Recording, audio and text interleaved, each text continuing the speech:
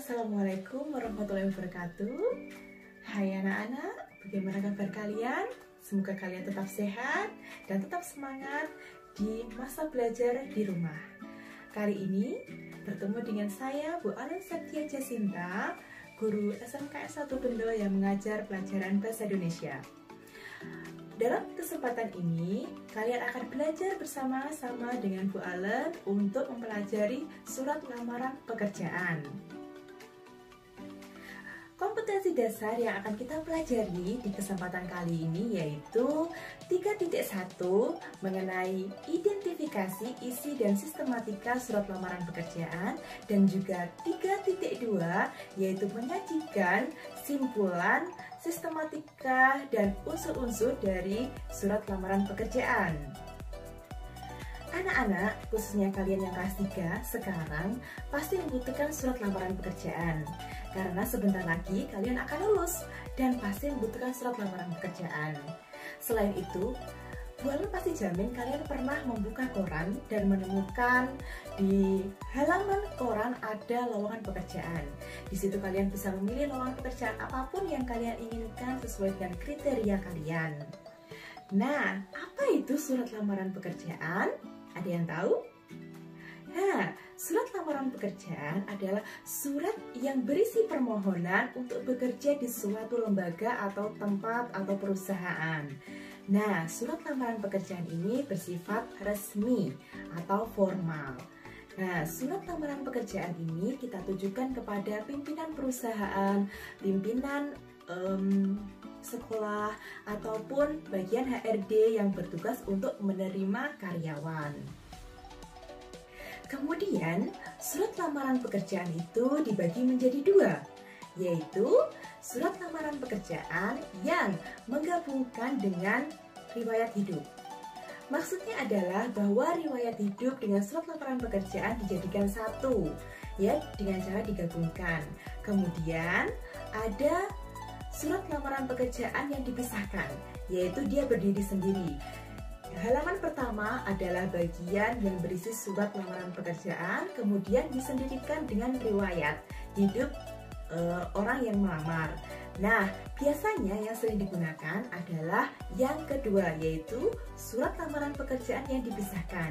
Jadi, ketika kalian membuat surat lamaran pekerjaan, hanya satu lembar saja, itu yang sering digunakan. Nanti halaman-halaman selanjutnya itu berupa lampiran yang berisi misalnya riwayat hidup, kemudian ada fotokopi KTP, kemudian ada KK, dan lain sebagainya. Nah, selanjutnya yang akan kita pelajari adalah aspek kebahasaan dalam surat lamaran pekerjaan. Ada 6 aspek yang harus kita perhatikan dalam membuat surat lamaran pekerjaan. Apa saja itu? Yaitu ada 6. Yang pertama adalah menggunakan bentuk surat standar. Kemudian yang kedua adalah menggunakan bahasa yang baik dan benar. Kemudian yang ketiga adalah menggunakan kata-kata yang sopan. Yang keempat adalah menggunakan kata pengantar yang singkat, jelas, padat, informatif, dan juga tepat sasaran.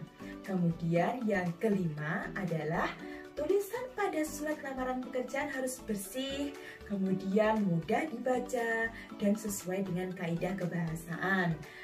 Kemudian yang keenam adalah melengkapi bagian-bagian surat lamaran pekerjaan dengan sesuai aturan, yaitu ada penulisan unsur hal, tempat, tanggal, alamat, salam pembuka, isi surat, dan lain sebagainya. Kenapa kita perlu memperhatikan aspek kebahasaan dalam surat lamaran pekerjaan? Karena ketika kita membuat surat lamaran pekerjaan, apa tujuan kita? Tujuan kita adalah agar pimpinan menerima surat lamaran kerja kita. Jadi, kita tidak boleh asal-asalan dalam membuat surat lamaran pekerjaan. Seperti itu. Anak-anak, selanjutnya kita masuk bagian inti mengenai surat lamaran pekerjaan, yaitu bagian isi dan sistematika dari surat lamaran pekerjaan. Ada 10 unsur dalam surat lamaran pekerjaan, yaitu Yang pertama, tempat tanggal surat. Kemudian yang kedua ada lampiran dan hal. Yang ketiga ada alamat tujuan. Kemudian yang keempat ada salam pembuka. Yang kelima ada kalimat pembuka. Yang keenam adalah kalimat isi. Yang ketujuh adalah kalimat penutup. Yang kedelapan adalah salam penutup. Yang kesembilan adalah tanda tangan. Dan yang terakhir adalah nama pelamar. Dalam video kali ini, Bu Alen menyertakan satu contoh dari surat lamaran pekerjaan. Coba perhatikan ya.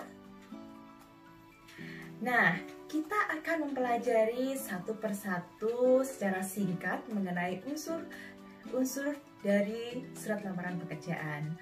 Oke, yang pertama kita akan mempelajari 5 unsur yang paling atas, yaitu tempat tanggal surat. Yang pertama, di dalam video ini tempat tanggal suratnya yaitu Medan 1 Maret 2013. Kemudian yang kedua ada lampiran dan hal. Lampiran ini adalah lampiran apa yang kalian sertakan dalam surat lamaran pekerjaan. Misalnya riwayat hidup, kemudian ada fotokopi KK, fotokopi KTP, kemudian ada pas foto, dan lain sebagainya. Kemudian ada hal. Hal itu adalah perihal.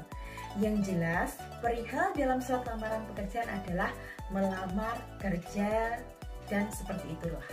Kemudian yang ketiga adalah alamat tujuan. Alamat tujuan ini berisi kepada siapa kalian mengirimkan surat lamaran tersebut. Biasanya kepada pimpinan, kemudian kepada HRD, seperti itu. Kemudian bagian salam pembuka. Salam pembuka di surat lamaran pekerjaan itu adalah dengan hormat, koma. Nah, nanti kita akan pelajari bagaimana penulisannya di video selanjutnya. Kemudian yang kelima adalah kalimat pembuka. Kalimat pembuka ini harus bersifat sopan, kemudian kalian mendapatkan informasi mengenai lowongan pekerjaannya dari mana, dan lain sebagainya, seperti itu. Kemudian bagian selanjutnya adalah bagian isi dari surat lamaran pekerjaan. Apa saja isinya? Seperti contoh yang boleh tampilkan, yaitu mengenai identitas kalian. Mulai dari nama, tempat tanggal lahir, kemudian ada agama, pendidikan terakhir, alamat, kemudian nomor HP. Nah, itu bisa disesuaikan. Kemudian yang selanjutnya adalah bagian isi mengenai apa saja yang kalian lampirkan di dalam surat lamaran pekerjaan. Bagian terakhir dari surat lamaran pekerjaan adalah bagian nomor 8, 9, dan 10, yaitu salam penutup, tanda tangan, dan juga nama pelamar. Kemudian kita lihat contoh dari salam penutup. Kita lihat contohnya adalah, demikian surat lamaran ini saya buat sebenar-benarnya atas perhatian dan kebijaksanaan Bapak atau Ibu. Saya ucapkan terima kasih. Seperti itu ya. Gunakan kata-kata yang lugas dan tepat. Yang kesembilan adalah tanda tangan kalian dan juga nama pelamar. Nah, itu tadi isi dan sistematika dari surat lamaran pekerjaan secara singkat. Kita akan mendalami isi dan unsur-unsur dari surat lamaran pekerjaan di video selanjutnya. Terima kasih, semoga kalian mengerti dengan penjelasan dari Bu Alen.